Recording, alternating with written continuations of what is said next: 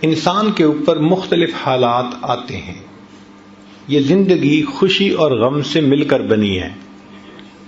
ایک ہی کام سب کو کرنا ہے، یعنی جینا ہے اور مرنا ہے.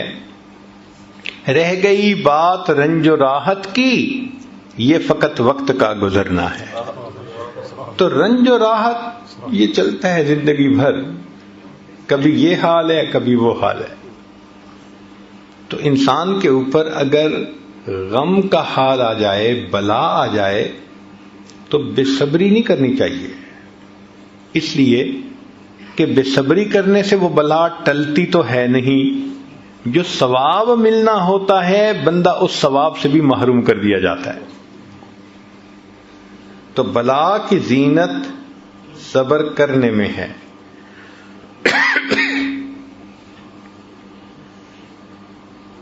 صحابہ رضی اللہ عنہم ایک فقرہ اکثر آپس میں ایک دوسرے کو کہا کرتے تھے، یہ بہت کامنلی یوزڈ سینٹینس تھا.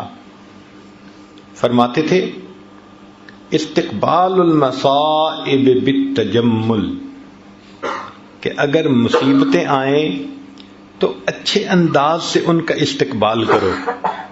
جیسے مہمان کا استقبال کرتے ہو نا، اللہ اگر ایسے حالات بھیجے تو ان حالات کا بھی خوشی سے استقبال کرو. استقبال المصائب بالتجمل ومواجہۃ النعم بالتذلل. اور اللہ تعالیٰ اگر نعمتوں سے نوازے تو عاجزی سے ان نعمتوں کا استقبال کرو.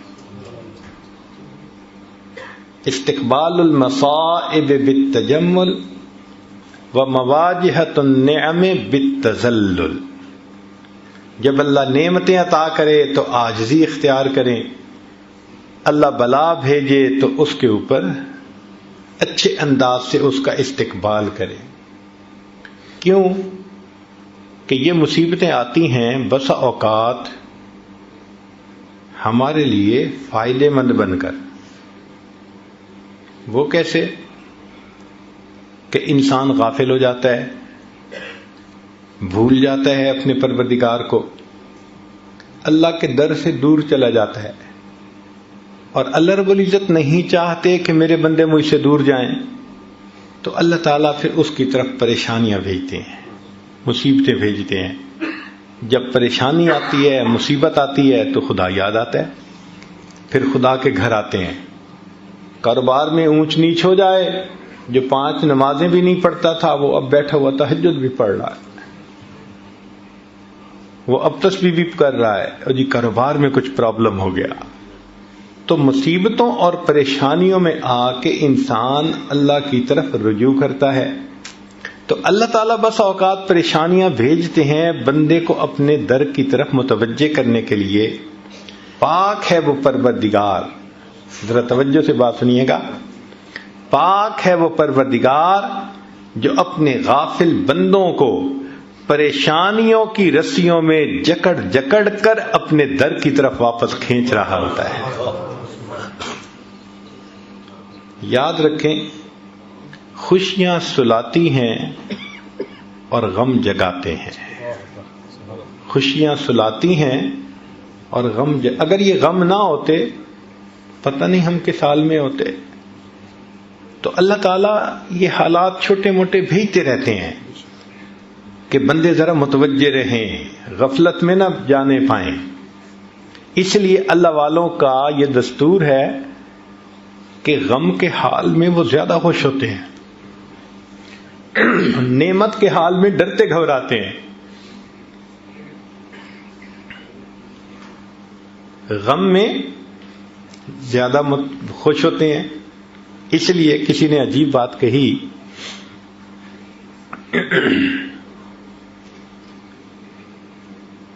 کہ سکھ دکھاں تو دیواں وار، دکھاں آن ملائم یار. میں ان سکھوں کو دکھوں پہ قربان کر دوں، ان دکھوں نے مجھے میرے یار سے ملا دیا.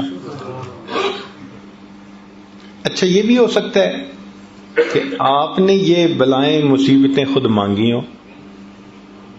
آپ حیران ہوں گے کہ بلائیں مصیبتیں تو کوئی نہیں مانگتا، ہو سکتا ہے ہم نے مانگی ہو.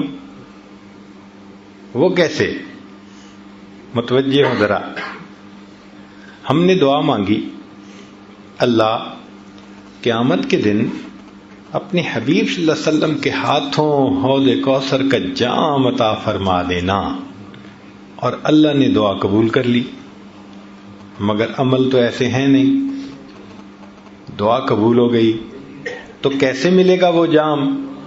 تو پھر اللہ تعالیٰ ایسے بندے کی طرف کچھ چھوٹی پریشانیاں، کچھ مصیبتیں، کچھ حالات بھیج دیتے ہیں.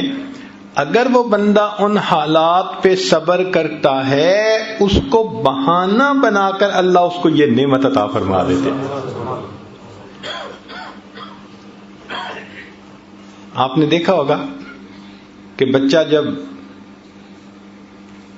اپنے آپ کو گندا کر لیتا ہے تو ماں اس کو پھر دھوتی ہے، نہلاتی ہے. اب بچے کی رونے کی آوازیں آ رہی ہیں تو آپ پوچھیں بچہ کیوں رو رہا ہے؟ اس کی ماں کدھر ہے؟ جی ماں پاس ہی تو ہے. تو اس کو چپ کیوں نہیں کروا رہی؟ ماں ہی تو رلا رہی ہے. تو وہ کہے گا ماں تو بچے کو نہیں رلاتی. تو جواب ملے گا جی بچہ گندا ہو گیا تھا، وہ اس کو دھو کے اس کو محبت کی وجہ سے گندا نہیں دیکھ سکتی، وہ اس کو دھو کے صاف ستھرا کر کے سینے سے لگانا چاہتی ہے. اللہ تعالیٰ بھی اپنے بندوں کو گناہوں کی نجاست میں لچھڑا نہیں دیکھ سکتے. جب بندے ایسے کر بیٹھتے ہیں فرمایا ما اصابکم من مصیبت فبما کسبت ایدیکم، ہاتھوں کی کمائی ہوتی ہے تو ہم پھر مصیبتیں بھیج کے میرے بندوں تمہیں پاک صاف کر لیتے ہیں تاکہ ہماری رحمت سے تمہیں حصہ نصیب ہو سکے. نعمت کی زینت شکر کے ادا کرنے میں اور بلا کی زینت صبر کرنے میں ہے.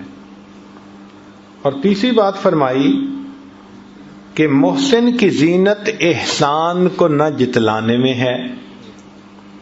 اگر ہمیں کسی کے ساتھ بھلائی کرنے کا اللہ موقع عطا فرما دے تو ہمیں چاہیے کہ جتلائیں نہ. کیوں؟ نیکی کر دریا میں ڈال. اگر جتلا دیا تو وہ نیکی کا بدلہ مل گیا. فرمایا لا تبطلوا صدقاتکم بالمن والاذی، تم اگر صدقات بھی دیتے ہو تو ان کو احسان چڑھا کے ضائع مت کرو. ہمارے مشائخ دائیں ہاتھ سے اس طرح نیکی کرتے تھے کہ بائیں ہاتھ کو پتہ نہیں چلا کرتا تھا. اور آج ہمارا بالکل وہی حال ہے. ہم دائیں ہاتھ سے اس طرح گناہ کرتے ہیں کہ بائیں ہاتھ کو پتہ نہیں چلنے دیتے. تو جس طرح ہم گناہوں کو چھپا لیتے ہیں، ہمارے مشائخ نیکیاں کر کے ان کو اس طرح چھپا لیا کرتے تھے. امام اعظم ابو حنیفہ رحمۃ اللہ علیہ گرمی کے موسم میں سخت دھوپ کے اندر کھڑے ہیں، پسینہ آ رہا ہے. ایک واقف کار وہاں سے گزرا. اس نے کہا حضرت چل چلاتی دھوپ ہے، پسینہ آ رہا ہے اور آپ دھوپ میں کھڑے ہیں، یہ دیوار کے سائے میں آ جاتے، چھاؤں میں آ جاتے. تو حضرت نے فرمایا کہ نہیں، میں چھاؤں میں کھڑا نہیں ہوں گا. اس نے پوچھا کیوں؟ فرمایا کہ صاحب خانہ نے مجھ سے قرضہ لیا ہوا تھا اور آج اس نے واپس کرنے کے لیے مجھے بلایا تھا. میں نے دروازہ کھٹکھٹایا ہے، دھوپ میں اس لیے کھڑا ہوں کہ اس قرضے کے بدلے اس کی دیوار کے سائے کا بھی فائدہ نہیں اٹھانا چاہتا، یہ بھی نہ سود بن جائے. چنانچہ سلف صالحین اگر کسی کا بھلا کرنا چاہتے تھے، خدمت کرنا چاہتے تھے، تو رات کو ان کے دروازے کھول کے جو سامان ہوتا تھا ان کے گھر کے اندر ڈال کے اور اوپر پیغام دے دیتے تھے کہ یہ تمہارے لیے فلاں ہے. اور اس لیے ایسا کرتے تھے کہ یہ بھی پتہ نہ چلے کہ ہمارے ساتھ یہ بھلا کس بندے نے کیا ہے. چنانچہ سیدنا صدیق اکبر عنہ کا زمانہ خلافت ہے. عجیب واقعہ ہے. عمر لانو ملنے کے لیے آئے تو دیکھا کہ وہاں پر ایک کاغذ پڑا ہوا ہے، جو بھی چمڑے کی کوئی چیز تھی، اور اس پر لوگوں کے نام لکھے ہوئے ہیں جو سینئر سٹیزن تھے، زیادہ بوڑھے تھے یا معذور لوگ تھے، ہینڈی کیپ تھے، اور ان کو خدمت کی ضرورت تھی. اور جس نے ان کی خدمت ذمے لی ان کا بھی نام آگے لکھا ہوا تھا. اس کی خدمت اس نے ذمے لے لی، اس کی اس نے لے لی، اس کی اس نے. ایک جگہ ایک بڑھیا کا نام لکھا ہوا تھا، آگے جگہ خالی تھی. تو عمر لانو نے اس بڑھیا کا نام بھی نوٹ کر لیا اور اس کا گلی، مکان، ایڈریس بھی نوٹ کر لیا، اور کہا کہ بھائی اس کی خدمت میں کروں گا. اب بوڑھی عورت کی کیا خدمت کرنی ہوتی تھی کہ اس کے گھر میں جاتے تھے، جھاڑو دے دیتے تھے، برتن دھو دیتے تھے، باہر سے پانی بھر کے اس کو گھر میں پہنچا دیتے تھے. ان کاموں کے ہونے سے اس بڑھیا کو آسانی ہو جاتی تھی، وہ پردے میں رہ کے زندگی گزارے. عمر لانو نے فجر کی نماز پڑھی، بڑھیا کا دروازہ کھٹکھٹایا، پوچھا کون؟ اماں میں خدمت کے لیے حاضر ہوا ہوں. اس نے بھائی خدمت کرنے والا تو کوئی آیا تھا، وہ خدمت کر کے چلا گیا. اچھا ٹھیک ہے. اگلے دن فجر کی بجائے تہجد پڑھ کے آئے، دروازہ کھٹکھٹایا. اس نے پوچھا کون؟ اماں خدمت کرنے کے لیے آئے. بھائی خدمت کرنے والا تو آیا تھا، کر کے چلا گیا. اماں وہ کون تھا؟ نہ میں نے کبھی نام پوچھا، نہ اس نے کبھی نام بتایا. اماں اس کا قد کاٹ کیسا تھا، شکل کیسی تھی؟ بھائی وہ جب آتا تھا تو دروازے سے کہتا ہے پردہ کر لو، میں کمرے میں چلی جاتی ہوں. وہ سارے کام کر کے جاتے ہوئے بتا دیتا ہے جی پردہ ختم ہو گیا، دروازہ بند کر کے چلا جاتا ہے. آج تک میں نے اس کی شکل بھی نہیں دیکھی. عمر لانو بڑے حیران ہوئے، یہ کون جواں مرد ہے، خدمت بھی کرتا ہے تو ایسے کہ پتہ بھی نہیں چلنے دیتا، اور تہجد کے وقت خدمت ہو چکی. وہ بھی عمر بن الخطاب تھے. اب اگلے دن عشاء کی نماز پڑھ کے وہ آئے اور بڑھیا کے گھر کے قریب کسی جگہ اوٹ میں بیٹھ گئے کہ میں دیکھتا ہوں کون آتا ہے. فرماتے ہیں کہ جب رات گہری ہو گئی، پن ڈراپ سائلنس، ہاتھ بھی بندے کو نہیں دکھائی دیتا تھا، اتنا اندھیرا ہو گیا. اس وقت میں نے دیکھا کہ ایک آدمی آہستہ آہستہ چلتا ہوا اس بڑھیا کے گھر کے دروازے کے قریب پہنچ رہا ہے. تو میں اٹھا اور میں نے پوچھا من انتا، تو کون ہے؟ تو جواب میں امیر المومنین سیدنا صدیق اکبر لانو کی آواز آئی، میں ابو بکر ہوں. میں نے کہا امیر المومنین رات میں، اس اندھیرے میں، اس بڑھیا کی خدمت کرنے کے لیے آپ؟ کہتے ہیں کہ میں نے جب نوٹ کیا تو ان کے پاؤں میں جوتے نہیں تھے، ننگے پاؤں تھے. تو میں نے پوچھا کہ امیر المومنین آپ کے پاس جوتے ہیں نہیں یا آپ گھر اتار کے آئے؟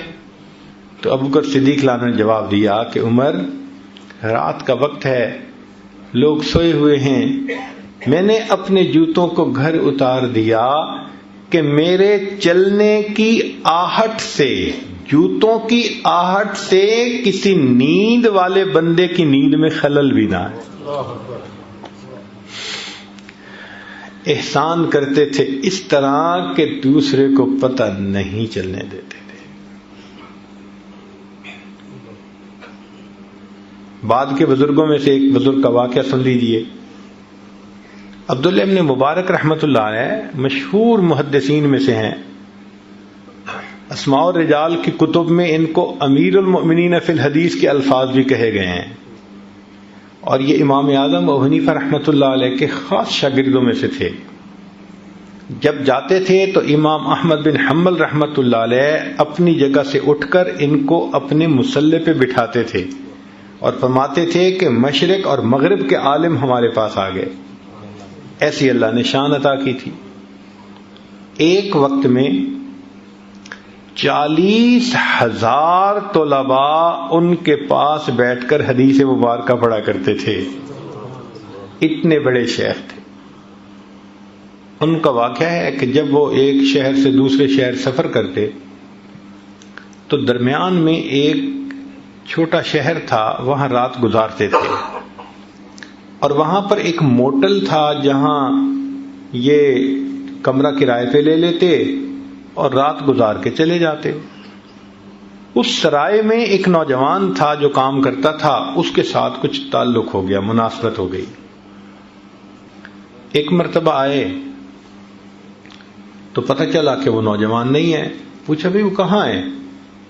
لوگوں نے کہا کہ حضرت اس کے اوپر تو ایک آفت آ گئی کہ اس نے کسی سے پیسے ادھار لیے تھے اور واپس کرنے کی ایک ڈیڈ لائن دی تھی، اور وہ اپنی ڈیڈ لائن پہ واپس نہیں کر سکا، اور اس بندے نے پولیس کو انفارم کر دیا تو پولیس نے اس کو پکڑ کے جیل میں بند کر دیا کہ پیسے ادا ہوں گے تو تمہیں ریلیز کریں گے. تو وہ بیچارہ تو جیل میں ہے. اب عبداللہ ابن مبارک رحمۃ اللہ یہ سن کے خاموش ہو گئے. جب صبح ہوئی تو سیدھا پولیس چیف کے پاس اس کو جا کر ملے. بھائی ایک ایسا نوجوان آپ کے حوالات میں ہے. اس نے کہا ہے. وہ کیسے چھوٹ سکتا ہے؟ اس نے کہا سو سمپل کہ جن کے پیسے ادا ہونے ہیں وہ ادا ہو جائیں تو میں اس کو چھوڑ دوں گا. اس نے کہا کوئی اور ادا کر سکتا ہے؟ اس نے کہا بھائی میری طرف سے کوئی ادا کر دے، حق والوں کو حق ملنا چاہیے، میں اس کو چھوڑ دوں گا. فرمانے لگے کہ اس کے پیسے میں ادا کرتا ہوں مگر ایک شرط کے ساتھ. اس نے کہا کون سی شرط؟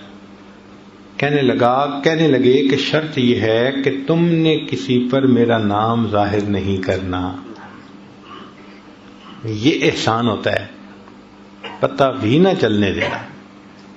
چنانچہ عبداللہ ابن مبارک رحمۃ اللہ نے پیمنٹ کر دی اور چلے گئے اس شہر سے. بعد میں پولیس چیف نے اس نوجوان کو جب ریلیز کر دیا تو اس کو اتنا پتہ چلا بھائی کسی نے تمہارا قرض دے دیا ہے. کس نے دیا اس کا پتہ نہیں چلا. وہ نوجوان واپس آ گیا. اس کے بعد سال میں کئی مرتبہ آپ اسی جگہ گزرتے، قیام کرتے، وہ نوجوان آپ کو اپنا واقعہ سناتا، میں قید ہو گیا تھا، کسی نے قرضہ ادا کر دیا، پھر میں چھوٹا.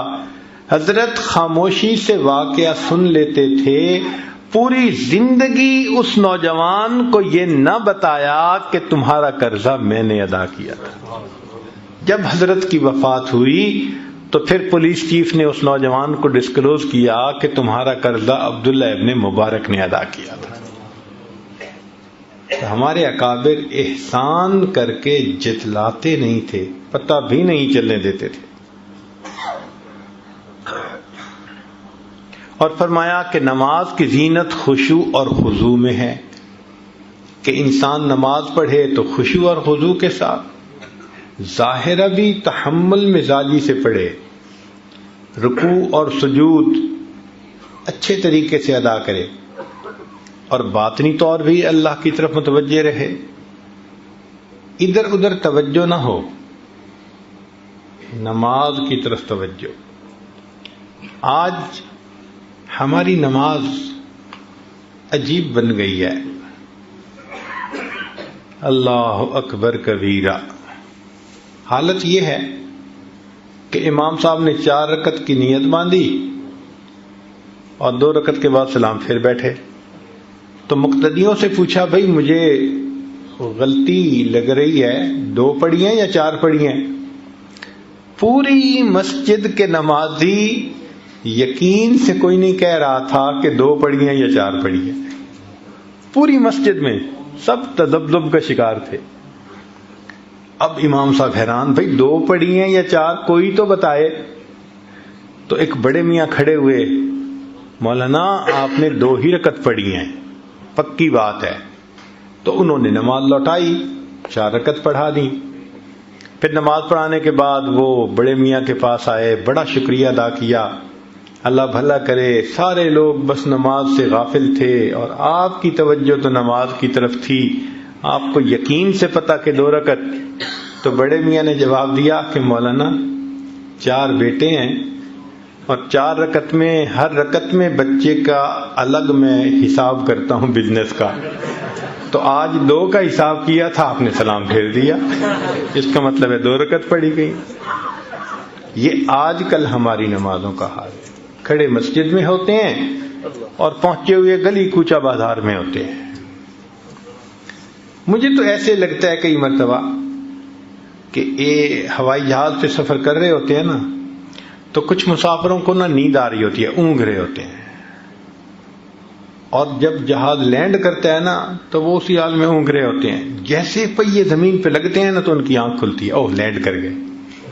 بالکل اسی طرح لگتا ہے کہ ہم اللہ اکبر کے الفاظ سے فلائی کر جاتے ہیں اور پھر پتہ نہیں کن خیالات کی دنیا میں اڑتے رہتے ہیں، اور جب امام کہتے ہیں نا السلام علیکم اوہ ہمارے پاؤں زمین پہ لگ جاتے ہیں، اب ہم واپس آ گئے۔ نماز تو وہ ہے جس میں اللہ کی طرف خشوع خضوع ہو بندے کو۔ اللہ اکبر کبیر۔ ہمارے اکابر نماز بنایا کرتے تھے، تو نماز کی زینت خشوع اور خضوع میں ہے۔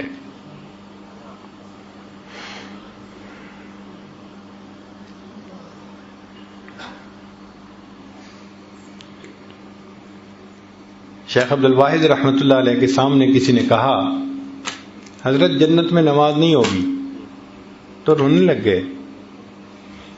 کسی نے پوچھا کہ رو کیوں رہے ہیں؟ فرمانے لگے اگر جنت میں نماز نہیں ہوگی تو پھر جنت میں مزہ ہی کیا آئے گا۔ اللہ اکبر کبیر۔ حاجی امداد اللہ مہاجر مکی رحمۃ اللہ علیہ کے سامنے کچھ نوجوان بیٹھ کے جنت کی باتیں کرنے لگے، حور و قصور کی باتیں سنتے رہے۔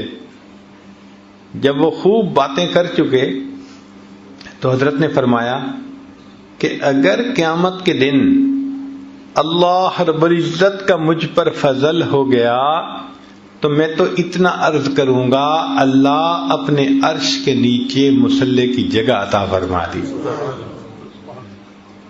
عرش کے نیچے مصلی کی جگہ عطا فرما۔ مولانا یحییٰ رحمۃ اللہ علیہ لمبا سجدہ کرتے تھے۔ کسی نے کہا کہ حضرت اتنا لمبا سجدہ؟ فرمان لگے ہاں، جب میں سجدہ کرتا ہوں تو یوں محسوس ہوتا ہے میں نے اپنے آقا کے قدموں پہ سر رکھ دیا، سر اٹھانے کو میرا دل نہیں چاہتا۔ کوئی تو سجدہ ہم بھی ایسا کر جائیں،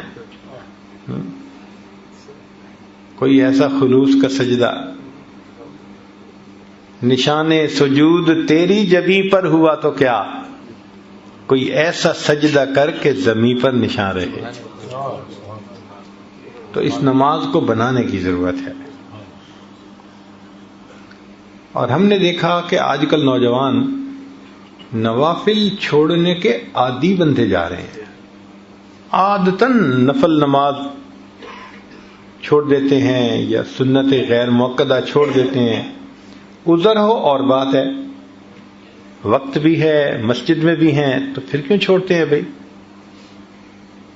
عبداللہ ابن عباس نے فرمایا کرتے تھے کہ جس بندے کی فرض نماز کے اندر کوئی کمی ہوگی اللہ تعالیٰ کی رحمت سے امید کرتے ہیں کہ وہ اس کے بدلے نفل نمازوں کو قبول فرما لیں گے۔ تو اگر کمپنسیشن نفلوں سے ہو جائے گی تو مزے ہیں ہمارے، پتہ نہیں ہے نفل کس نماز کی کمپنسیشن ہو جائے گی۔ اس لیے نفل چھوڑا نہ کریں، پڑھ لیا کریں، نفل چھوڑا نہ کریں، پڑھ لیا کریں۔ ہمیشہ یہ سوچا کریں کہ معلوم نہیں کس جگہ کا کیا ہوا میرا سجدہ میرے اللہ کو پسند آ جائے، میں نہیں جانتا، اس لیے میں اور چند سجدے کر لوں۔ تو نماز کی زینت خشوع اور خضوع میں ہے۔ اب یہاں پر ایک اور بھی بات اس موقع پہ کر دیتا ہوں۔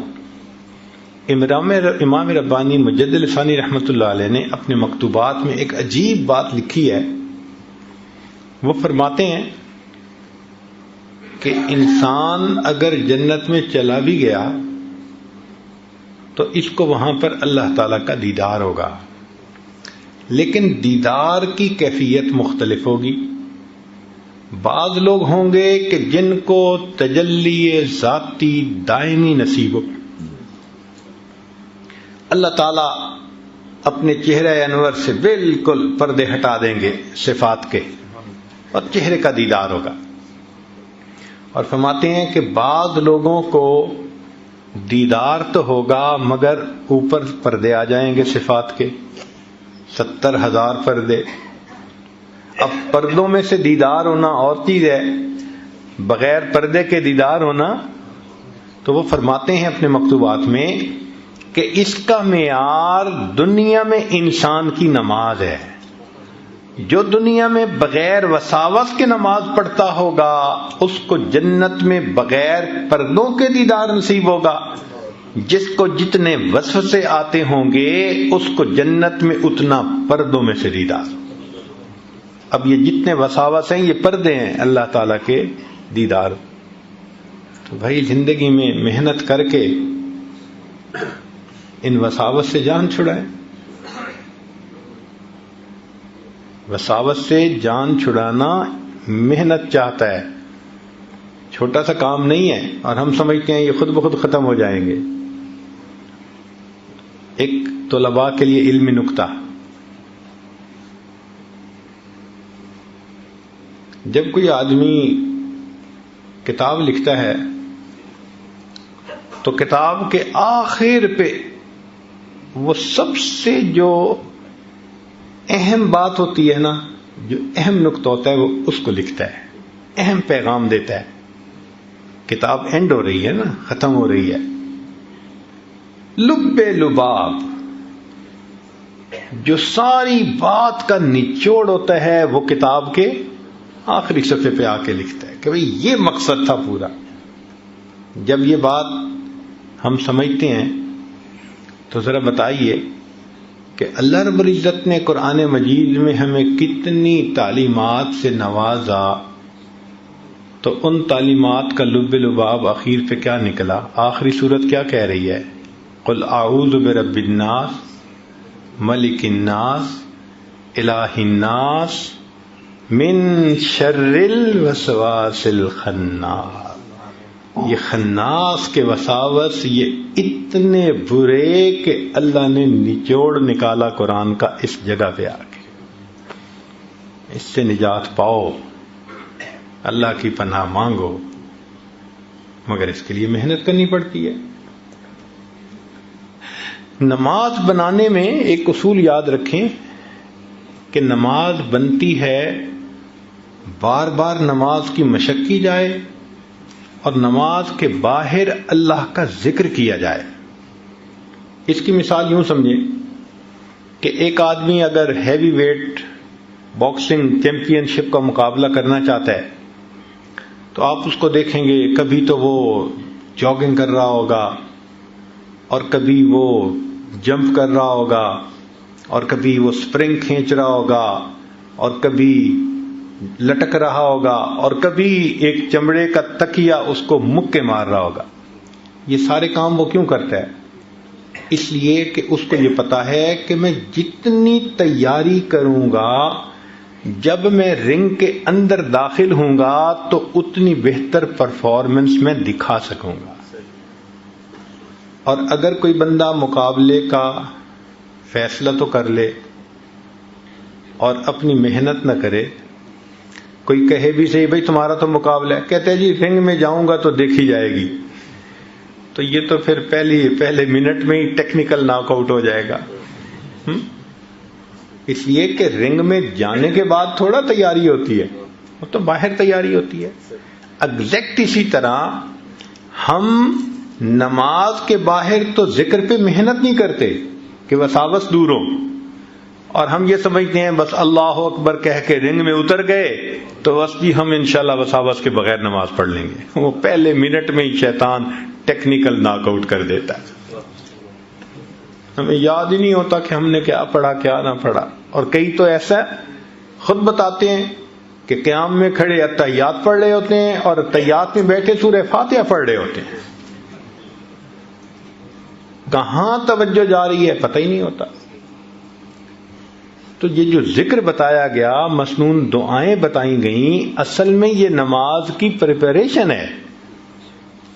تو رنگ سے باہر محنت کریں، پھر جب اللہ اکبر کہہ کے رنگ میں اتریں گے تو آپ دیکھیں گے کہ وہ مردود بھاگ جائے گا اور آپ سکون سے اللہ پاک کے سامنے تسلی کی چند رکعت ادا کر سکیں گے. تو نماز کی زینت خشوع اور خضوع میں ہے. اور پانچویں چیز فرمائی کہ خوف کی زینت گناہوں کے چھوڑنے میں ہے. اب ایک بندہ کہے جی میرے دل میں اللہ کا بڑا خوف ہے، اور آنسو تو بہائے گناہ نہ چھوڑے، تو اس کا مطلب ہے کہ خوف نہیں ہے. جب خوف ہوتا ہے تو بندہ پھر دور ہٹتا ہے اس چیز سے. آپ دیکھیں سانپ دیکھنے میں کتنا خوبصورت ہوتا ہے، کبھی ہاتھ لگایا آپ نے کہ جی کتنا بہترین ڈیزائن بنا ہوا ہے اور کتنی اس کی جو ہے نا ملائم سکن ہے، ذرا پکڑ کے تو دیکھو گے کتنا بھائی نا. ہم کیوں دور بھاگتے ہیں؟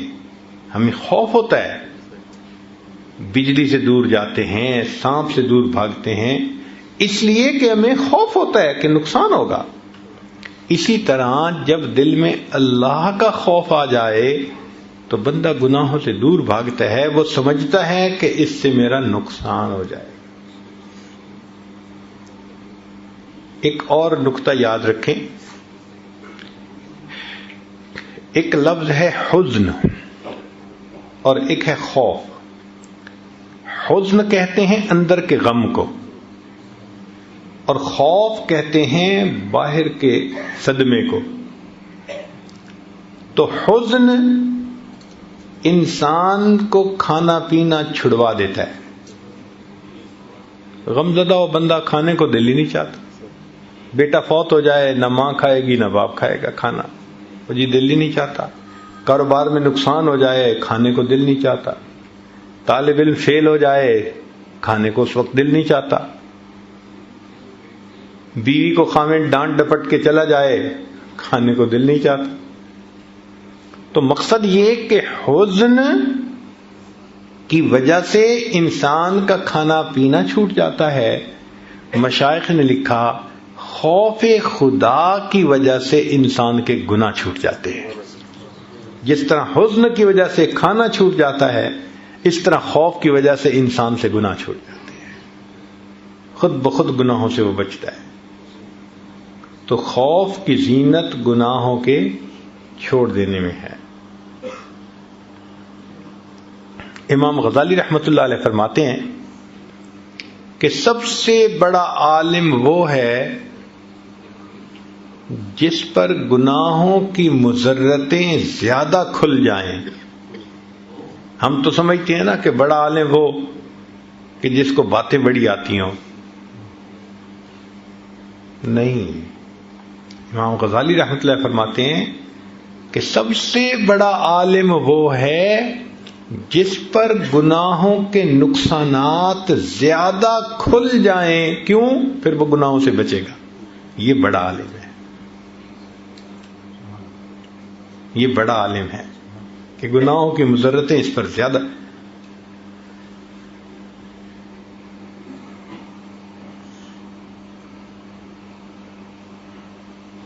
نبی علیہ السلام کی خدمت میں ایک صحابی آئے، اے اللہ کے نبی صلی اللہ علیہ وسلم میں بڑا عبادت گزار بننا چاہتا ہوں. نبی علیہ السلام نے فرمایا اتق المحارم تکن اعبد الناس. گناہوں کو چھوڑ دو، تم سب سے بڑے عبادت گزار بن جاؤ گے. تو گناہوں کو چھوڑنا یہ خوف کی زینت ہے. پھر اس کے بعد فرمایا کہ طالب علم کی زینت عاجزی میں ہے. کوئی طالب علم ہو، اسٹوڈنٹ ہو، تو اس کو عاجز بن کے رہنا چاہیے. اگر عاجزی نہیں ہوگی تو علم بھی حاصل نہیں ہوگا. حضرت علی عنہ فرماتے تھے لا يتعلم العلم مستحی ولا مستکبر. جو حیا شرم کرتا بہت ہو یا بہت زیادہ تکبر کرتا ہو، اس بندے کو علم حاصل نہیں ہو سکتا. تو علم حاصل کرنے کے لیے اپنے آپ کو مٹانا پڑتا ہے. اس لیے حدیث پاک ہے، نبی اسلام نے فرمایا تواضعوا لمن تتعلمون منہ، کہ تم جن سے علم حاصل کرتے ہو ان کے سامنے تواضع اختیار کرو، یعنی ان کے سامنے تم چھوٹا بن کے رہو، ان کے سامنے چھوٹا بن کے رہو، اس سے تمہیں علم حاصل ہوگا. علم اللہ کی صفت ہے اور اللہ تعالی بلند ہے، تو علم کے اندر بھی بلندی ہے. اب ایک نکتے کی بات طلباء کے لیے کہ علم کے سامنے فرشتے بھی سرنگوں، علم کے سامنے فرشتے بھی سرنگوں. حضرت آدم علیہ السلام کے سامنے فرشتے ہار گئے نا، اور سجدہ کیا انہوں نے. تو کس وجہ سے سجدہ کیا؟ کہ آدم علیہ السلام کے پاس علم الاشیاء تھا جو فرشتوں کے پاس نہیں تھا. اس وجہ سے اللہ نے فرشتوں کو حکم دیا کہ تم آدم علیہ السلام کی طرف سجدہ کرو. تو علم کے سامنے فرشتے بھی سرنگوں اور علم کے سامنے انبیاء بھی سرنگوں. بات عجیب لگے گی مگر ہے حقیقت. سورہ کہف کے اندر ہم پڑھتے ہیں حضرت موسیٰ علیہ السلام اللہ کے پیغمبر ہیں اور خضر علیہ السلام اللہ کے ولی ہیں، مگر حضرت موسیٰ علیہ السلام شاگرد بن کر بیٹھے ہیں اور کہتے ہیں کہ جی مجھے مما علمہ کا، جو آپ کو اللہ نے علم دیا اس میں سے آپ مجھے بھی سکھا دیجئے. تو علم کے سامنے فرشتے بھی سرنگوں، علم کے سامنے انبیاء بھی سرنگوں، اور علم کے سامنے دنیا کے بادشاہ بھی سرنگوں. چنانچہ کتنا مار ایسا ہوا کہ علماء کے انتظار میں وقت کے بادشاہ ایک ایک گھنٹہ انتظار میں رہتے تھے، درس حدیث ختم ہوتا تھا تب ان کے ساتھ مصافحہ کیا کرتے تھے. تو علم کے سامنے وقت کے بادشاہ بھی سرنگوں. ساتویں چیز فرمائی کہ علم کی زینت حلم میں ہے. علم کی زینت حلم میں. اللہ تعالیٰ اگر کسی کو علم حاصل عطا فرمائے تو اس کو چاہیے کہ وہ حلم بھی اپنے اندر پیدا کرے. اللہ تعالیٰ نے علم کو اور حلم کو ایک جگہ پر اکٹھا ذکر فرمایا. وَقَانَ اللَّهُ عَلِيمًا حَلِيمًا. اللہ علیم بھی ہے حلیم بھی ہے. اور واقعی یہ بات بڑی عجیب ہے. ہم تو غلطی معاف کر دیتے ہیں نا کہ ہمیں غلطی کی پوری سچویشن کا پتہ نہیں ہوتا، تھوڑا سا پتہ ہوتا ہے. اللہ تعالیٰ تو بندے کو اس وقت بھی جانتے ہیں جب گناہ کا ارادہ کرتا ہے، جب گناہ کے لیے جا رہا ہوتا ہے، پھر اس وقت بھی دیکھتے ہیں جب گناہ کر رہا ہوتا ہے، پھر اس کے بعد وہ بندہ آ کے معافی مانگ لیتا ہے، اللہ اس کے ساتھ علم کا معاملہ فرما دیتا ہے. تو علم کے ساتھ علم کا اکٹھا ہو جانا یہ عجیب نعمت ہے. اور نبی علیہ السلام کی مبارک زندگی کو دیکھیں، اللہ نے آپ کو علم کی بھی انتہا دی تھی اور حلم کی بھی انتہا دی تھی. چنانچہ اللہ تعالیٰ نے نبی علیہ السلام کو منافقین کے نام بتا دیے تھے، اور نبی علیہ السلام نے وہ نام حذیفہ رضی اللہ عنہ کو بتا دیے تھے اور منع کر دیا تھا کہ نہ بتانا، مگر آپ صلی اللہ علیہ وسلم کو پتا تھا.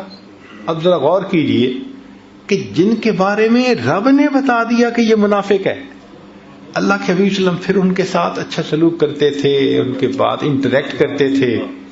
یہ کتنی بڑی بات ہے، ہم اس کا اندازہ نہیں لگا سکتے. حتیٰ کہ جب رئیس المنافقین عبداللہ ابن ابی مرا تو نبی علیہ السلام نے اپنا کرتا مبارک اس کو کفن کے لیے عطا فرمایا. اس میں اس کو کفن دو. اللہ اکبر کبیرہ. اور اس کی نماز جنازہ پڑھنے کے لیے آمادہ. یا اللہ، اللہ اکبر. حالانکہ پتا تھا کہ یہ منافقین کا سردار ہے. کتنا بڑا ظرف ہوگا تو علم کے ساتھ حلم کا ہونا یہ عجیب بات ہے. ہمارے اکابر جتنے بھی گزرے ان سب کے اندر علم بھی تھا اور حلم بھی تھا. چنانچہ مختصر بات ذرا کرتا ہوں. امام ابو یوسف رحمۃ اللہ علیہ چیف جسٹس بنے، قاضی القضاء. تو ان کی ایک عجیب عادت تھی کہ جو مسئلہ فوری ازبر نہیں نہ ہوتا تھا اور کوئی ان سے پوچھتا تو وہ کہہ دیتے لا ادری لا ادری، مجھے نہیں پتا مجھے نہیں پتا. وہ آج کل کے عام بندے کی طرح نہیں ہوتے تھے کہ جو چاہو مسئلہ پوچھو، سوچ کے جواب دے دیتے ہیں، پتہ بھی نہیں کہ ٹھیک دیا یا نہیں دیا. وہ چیف جسٹس تھے اور جب کوئی مسئلے کو تازہ اس کو تکرار نہ ہوتی یا اس جزی کے اوپر کوئی سامنے فوری بات نہ ہوتی تو کہہ دیتے تھے لا ادری، مجھے نہیں پتا. اب ایک دن ایک نوجوان مسئلہ پوچھنے کے لیے آیا. اس نے کہا یہ مسئلہ کیا ہے؟ فرمایا لا ادری. اس کو غصہ آ گیا. وہ کہنے لگا کہ تنخواہ تو آدھے خزانے کے برابر لیتے ہیں اور مسئلہ پوچھتے ہیں تو کہتے ہیں لا ادری. نوجوان کہنے لگا کہ تنخواہ تو لیتے ہیں آدھے خزانے کے برابر اور جب مسئلہ پوچھتے ہیں تو کہتے ہیں لا ادری. جب اس نے یہ کہا تو امام ابو یوسف رحمۃ اللہ مسکرائے اور فرمانے لگے بھائی یہ تنخواہ مجھے ملتی ہے میرے علم کی وجہ سے. اگر یہ تنخواہ میری جہالت کی وجہ سے ملتی تو پورے خزانے سے بھی زیادہ ملا کرتی. وہ بچے نے پاؤں پکڑ لی، حضرت مجھے معاف کر دی. علم ہو تو پھر حلم بھی ایسا. اور آج آپ دیکھیں کہ ہم جو دیندار کہلاتے ہیں حلم نہیں ہے آپس میں. ایک مسجد ہے اس کے دو نمازی ہیں، ادھر بھی ٹوپی ادھر بھی ٹوپی، ادھر بھی داڑھی ادھر بھی داڑھی، الجھ رہے ہیں آپس میں، ایک دوسرے کی لگ پلنگ ہو رہی ہوتی ہے، اندر اندر ایک سرد جنگ چل رہی ہوتی ہے. مومن کا تو یہ معاملہ نہیں ہوتا. تو اللہ تعالیٰ اگر علم عطا کرے تو علم کے ساتھ حلم بھی اللہ سے مانگنا چاہیے. چنانچہ نبی علیہ الصلوۃ والسلام کو اللہ نے کتنا حلم عطا فرمایا تھا. ایک حدیث مبارکہ سنا کے بات مکمل کرتے ہیں. امید ہے کہ آپ دل کے کانوں سے سنیں گے. یہود کے ایک بڑے عالم تھے، ان کا نام تھا زید بن سعنہ. وہ مسلمان ہوئے اور ان کے مسلمان ہونے کا واقعہ بڑا عجیب ہے. انہوں نے اپنا واقعہ عبداللہ ابن سلام عنہ کو سنایا اور عبداللہ ابن سلام عنہ نے اس واقعے کو آگے روایت کیا. یہ یہود کے عالم بھی تھے اور بڑے امیر بھی تھے. اللہ نے ان کو علم بھی دیا تھا، مال بھی دیا تھا کثرت کے ساتھ. چنانچہ وہ کہتے ہیں زید بن سعنہ عنہ لم يبق من علامات النبوۃ شیء الا وقد عرفته في وجه محمد صلی اللہ علیہ وسلم حين نظرت الیہ الا اثنتین، کہ میں نے جب نبی علیہ الصلوۃ والسلام کو پہلی نظر دیکھا تو مجھے نبوت کی ساری علامتیں ان میں نظر آ گئیں سوائے دو علامتوں کے. لم اخبرہما منہ، وہ دو علامتیں مجھے نظر نہ آئیں. کون کون سی علامت تھی لکھی ہوئی تورات اور انجیل میں؟ کہ یسبق حلمہ غضبہ، کہ وہ آخری پیغمبر جو ہوں گے ان کا حلم ان کے غضب کے اوپر غالب ہوگا. ایک تو یہ نشانی تھی، اور دوسرا ولا یزیدہ شدۃ الجہل علیہ الا حلما، کہ ان کے ساتھ کوئی جتنا جہالت کا معاملہ کرے گا ان کا حلم